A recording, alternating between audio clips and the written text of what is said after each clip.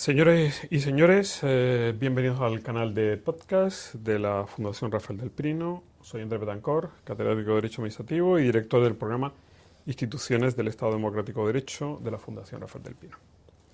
El objetivo de esta iniciativa es contribuir a la mejora de la calidad de nuestras instituciones como condición o requisito para la mejora de nuestro Estado Democrático de Derecho. Malas instituciones, mala democracia y peores libertades. Hoy vamos a dialogar con Leonardo Cervera, secretario general del Supervisor Europeo de Protección de Datos, sobre la inteligencia artificial y las instituciones del Estado Democrático de Derecho. Bienvenido, Leonardo. Muchas gracias por invitarme y muchas gracias por la labor que hacéis por defender las instituciones y la democracia. Muchísimas gracias, Leonardo. Comencemos por lo más inmediato, ¿no? Por lo que se nos viene ahora directamente a la cabeza. ¿Qué es la inteligencia artificial? Yo creo que es una pregunta que es interesante responder. Sobre todo, hay mucha gente que desconoce exactamente qué es esto de la inteligencia artificial, que se queda solamente con la textualidad de las palabras.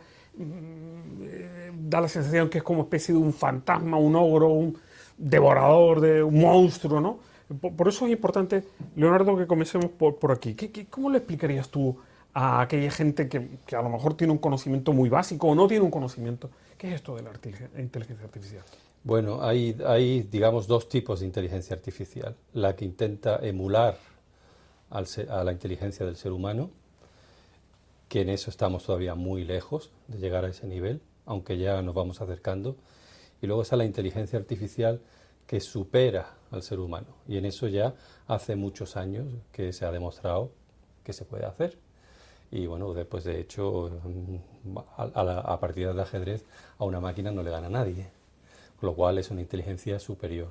¿Por qué? Porque todo lo que se base en cálculos estadísticos hace que esa inteligencia artificial sea excelente. Mientras que todo lo que sea juicios de valor o, digamos, planteamientos filosóficos, ahí esa inteligencia artificial todavía está un poquito lejos. Y ahora lo que nos hemos sorprendido es con esta inteligencia artificial que llaman generativa, que es la que hemos visto todos cuando se ha democratizado y vemos que podemos hablar con una máquina que nos responde con lógica y que a veces supera la capacidad de un ser humano, ¿no?, en los razonamientos que hace. Sí, es espectacular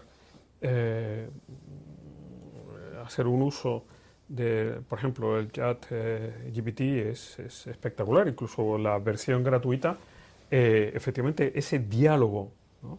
Ese contestar a aquellas preguntas que tú le has podido formular y que te responde de una manera coherente. Eso preocupa porque te imita, es otro yo con el que hablas, interactúa. Eso es lo que nos produce miedo. Yo, más que miedo, a mí me produce respeto, porque no creo que el enfoque con la tecnología deba ser nunca tecnofóbico.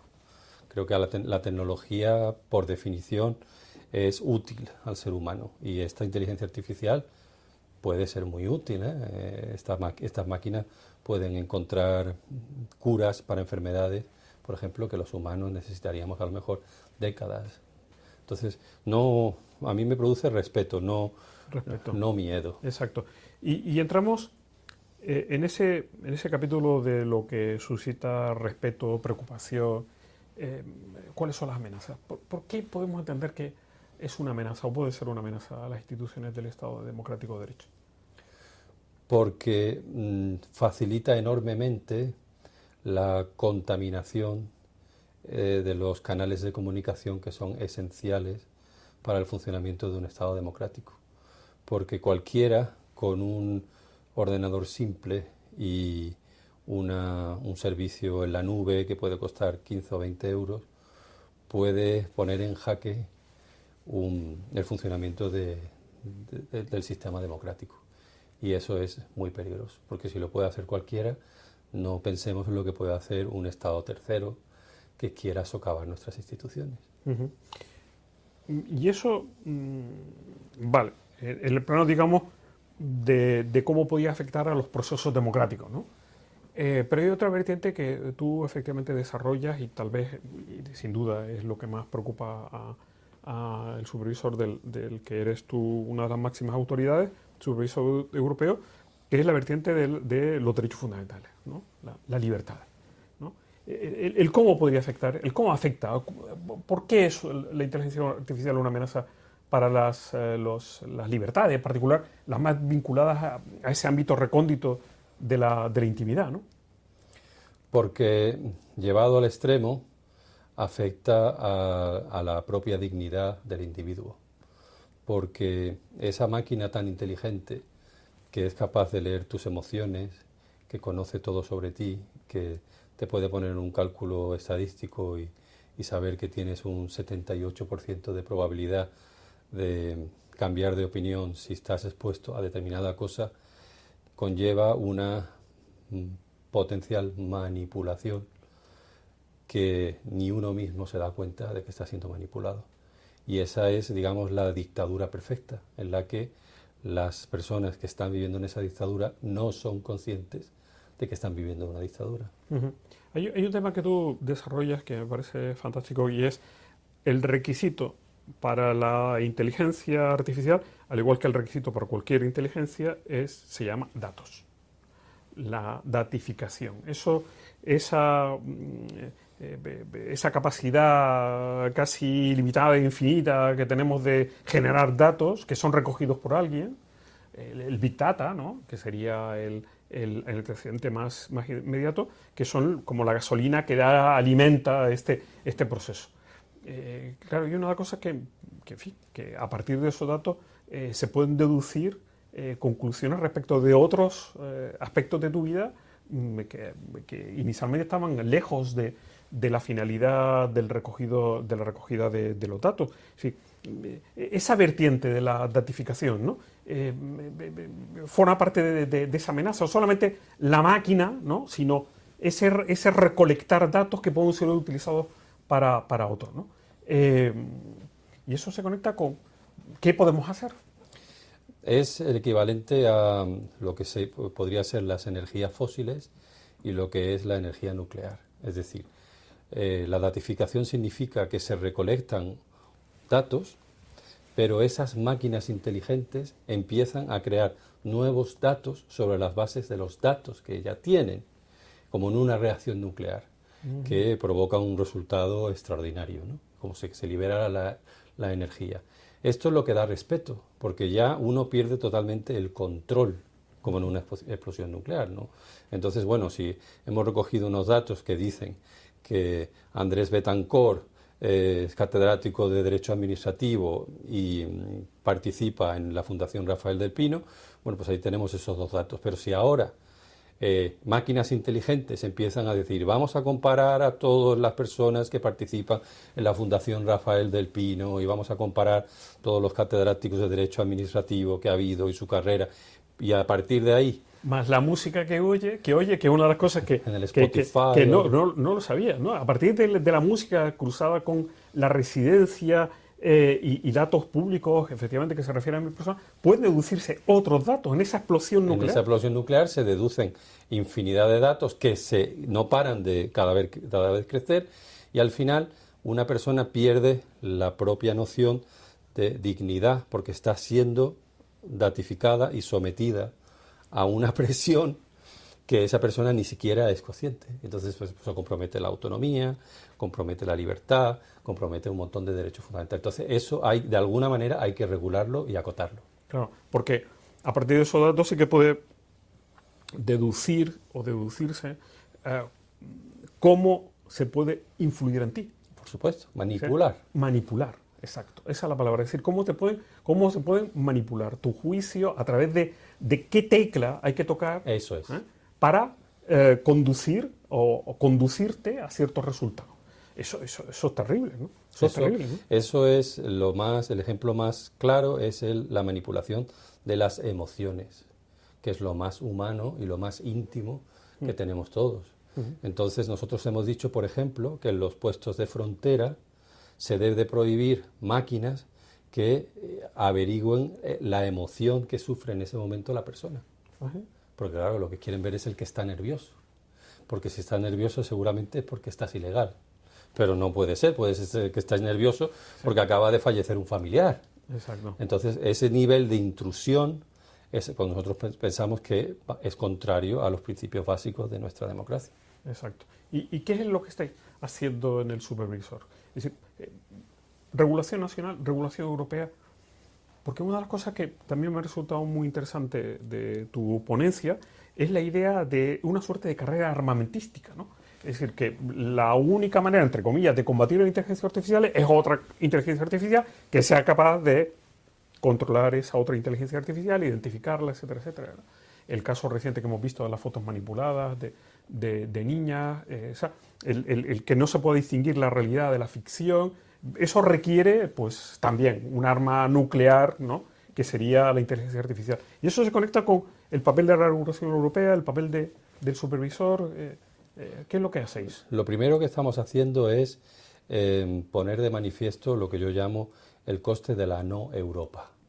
Es decir, que ante un problema global como este y de dimensión transnacional, no atajar el problema a nivel europeo tiene un coste grandísimo. Y a día de hoy, desgraciadamente, no hemos llegado a un nivel federativo, pues decirlo así, donde podemos atajar el problema a nivel europeo.